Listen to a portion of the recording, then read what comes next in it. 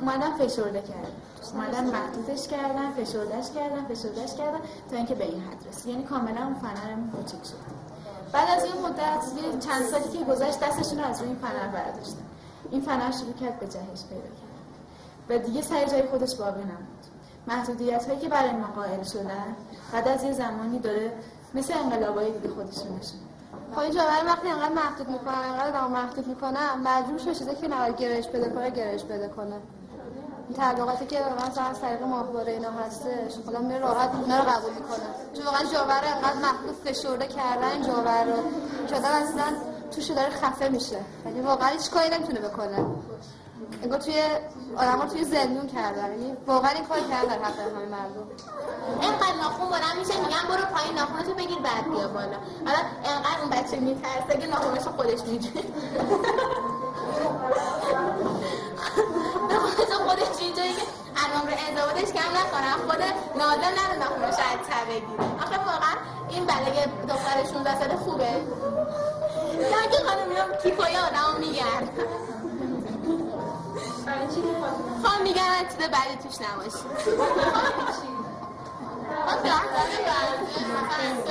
عکس فوتبالیست خانم ما آورده بودیم یه دفتر بود عکس فوتبالیستا رو چسبونده بود. خانم ما اون روز خواستم این تیفونو بگم انداختم پشتشو باش که نبینه. خانم قطرفنی اومدن این میزا رو کشیدن اون ور تمام کیفا رو که خالی کردن هیچی. اومدن دور این شوفا رو نگاه کردن اون دفتر ما رو برداشتن. بعد آخر گفتش که این دفتر برای کیه؟ گفتم خانم برام. نه اول گفتش این دفتر برای که من میخوام بهش بدم.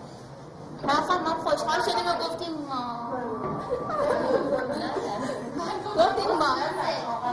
ما بعد گفتن که مامانت باید بیاد بگیره دفترت. اون رفتیم انقدر گریه کردیم خانم دفتر برامون نبودن این چیزا. دیگه گفتن که دفعه آخر باشن این چیزا میاری دیگه دفترم بهمون نداد.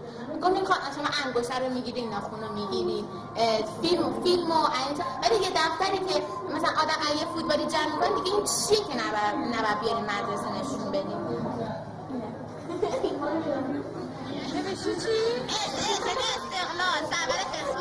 یعنی همه چی رو اینا بر ما تعیین میکنن. مثلا اینجا میاییم اینجور حجابو داشته باشیم، اینجوری لباس بپوشیم، این اونیفرمو داشته باشیم، بذارن خودمون باشیم. هر جوری که پذیرفته هر چیزو خودش باشه. تو جامعه‌ای که هر جوری با باوراش بزرگ شده هر کس باوری دارن به ما میقبولونن. عقلمونو برداشتن. آها این چیه؟ بعد یه هفته خواهش خوب واسه همین تو را هم بله دیگه از کجا میفهمن اومدن دیدن امو چرا این کار کردی؟ دوست داری؟ میدونستیم اگه این کار بکنین اخراجتون میکنن؟ نمیدونستیم اخراجتون میکنن ولی میدونستیم که ایران ولی باید خان کردن جوونیم دیگه بالاخره آدم یه جوونی میخواد این کاره. به هیچ چیز دیگه علاقه نداری؟ هیچ کاری دیگه ای به جز درس خوندن؟ چرا خب به موسیقی علاقه دارم ولی خودمونم بعد از اول میرفتم چون مدرسه موسیقی ولی نشد دیگه. اشتباهی من از اول این بود که اصلا اومدم تجربی چون من از اول میخواستم برم هنرستان ولی دیگه اشتباه مامانم این بود که حالا دیره برای اینکه یه چیزایی رو عوض کنی تو زندگی؟ هیچ وقت فکر کردی که مادرت وقتی که سن تو بوده چه آرزوهایی داشته؟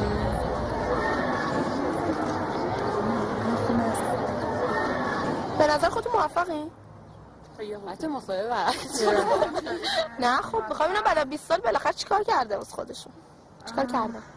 دیگه نمیدونم. من یه چیزایی میخواستم شایدم بعضی وقتا بهش رسیدم ولی نمیدونم یه ذره الان برام سوال مهمم تو زندگیم اینه که خب همه اینا اصلا برای چیه؟ به نظر من نباید به این چیزا فکر کنم دیوونه میشم. چون ما هر چقدر دنبال یه چیز بگردیم وقتی اون چیزو پیدا کنیم دوباره دنبال یه چیز دیگه ایم. توقع میره بالاتر بدتر میشه. مثلا من دادم زندگی عادیشو بکنم. شما 20 سال پیش فکر می‌کردید یه فیلم ساز بشید؟ ابدا. من دلم میخواست ماما بشم. به این عنوان از مامانم نپرسه، ولی بیشتر اونجور که خودش تعریف می‌کرد اینا دوست داشته مثلا به شعر و اینا خیلی علاقه داشته، دوست داشته شاعر باشه.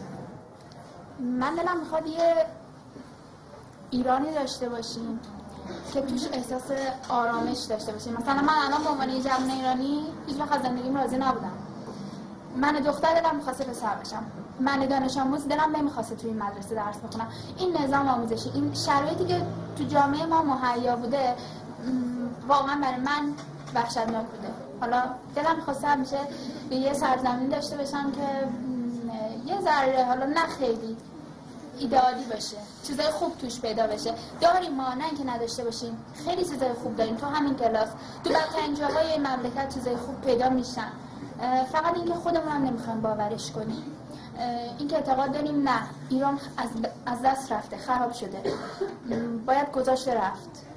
اگه هممون باشیم، اگه هممون فکر این داشته باشیم که بخوایم بسازیمش، بخوایم درستش کنیم، بخوایم همونی که خودمون میخوایم باشه.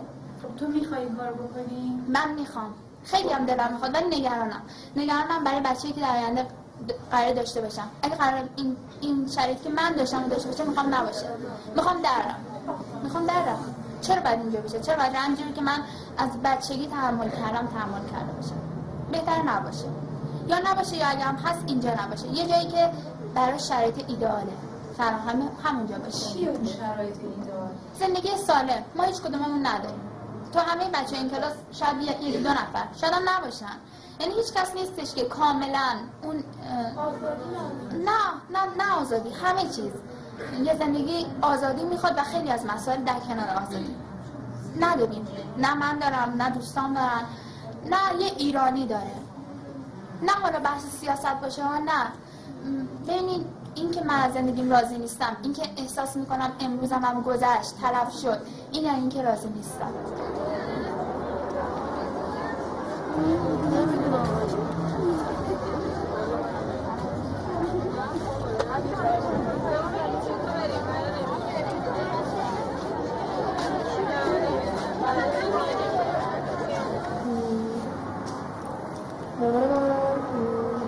دوست داشته ادامه تحصیل بده، دانشگاه رفته.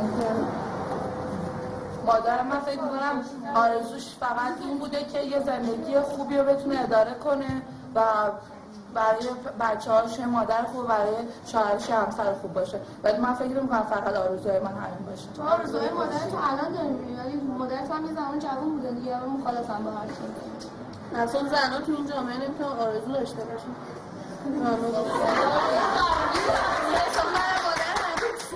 تو جامعه ما یعنی اصلا واسه زن‌ها و دخترها هیچ ارزشی قائل نمیشن. مثلا دخترها تا وقتی که ازدواج نکردن، دخترن، نمیدونم اختیارشون دست پدر مادرشونه، برادرشونه، حتی برادر کوچیک‌ترشون. ولی هم که ازدواج میکنن اختیارشون دست شوهرشون. یعنی ساخت زن‌ها یا دخترها نمیتونن مستقل باشن یا مثلا آزاد و راحت بتونن زندگی کنن. اگه یه دختر مثلا یه ذره راحت باشه، یه ذره آزاد بگرده، کلی حرف واسش درنه. یا مثلا دختره فلانه، وضعش خرابه، من از این حرفا. بعدش هم مثلا اگه پول نداشته باشیم تو این جامعه ما اصلا نمیشه زندگی کردش. چون همه به پولت ارزش میدن، نه به خودت. مثلا اگه زن باشه به دختر باشه. خوشبختی تو خنده است. همچه بخندید هرچی خوشبخت. دیگه نمیخواد. پولم نمیخواد. خب چجوری میشه همیشه خندید؟ نه من همیشه نمیخندم. حالا من همیشه میخندم. خوشبختی؟ ببین اگه فکر کنی خوشبختی، اگه خودت فکر کنی خوشبختی. درسته شاید من مادرم پولدار نباشه، پدرم کارخوندار نباشه، نمیدونم امکاناتی که ممکنه خیلی داشته باشم من نداشته باشم، ولی با همین چیزایی که دارم وقتی احساس میکنم با همین چیزا خوشبختم، خب خوشبختم. دختر وقتی میخنده میگن خب بذار بگم، من اصلا جلفم، بذار بگم چیکار میخوام بکنم. ببین آدم هیچ وقت نباید کم بیاره، مخصوصا یه دختر کم بیاره خیلی بدبخته. من موضوعی که تو کم نمیاری ماشاءالله. بارها شده یه پسر مثلا دنبال من رو افتاده، من مثلا خیلی اول صبور هیچی بهش نگفتم، سوار شده هیچی بهش نگفتم. بعد چی رسیم هرچی مثلا من کوتاه میرم پر رو هم پسر رو باید تو روشون وایسا. من همچین اصلا یه فصل پسر البته کتکم خوردم، منتها هم زدم. مطمئن باش تو به کسی که دل میبندی هیچ موقع تو انقدر که به اون دل بسته اون نمیتونه بگو نمیتونی پیداش کنی. من تواناییشو دارم، پیداش میکنم، نگرش هم میدارم. تو اینطوری فکر کن، این که بگی من پیداش نمیکنم نمیذارم که نمیشه. اینطوری تو آخر موقع بشین بگو پیداش نمیکنم نمیدونم. آقا جون من فلانی دوست دارم به دنیا ربطی نداره. خب آدم با عشق زنده است. عشق نباشه زندگی سخت دیگه بدون عشق. خب عشق هم که باشه تو زندگی بهتره. بهتره نبوده نه باید باشه. عشق چیه؟ عشق علاقه افراطی، نامتعادل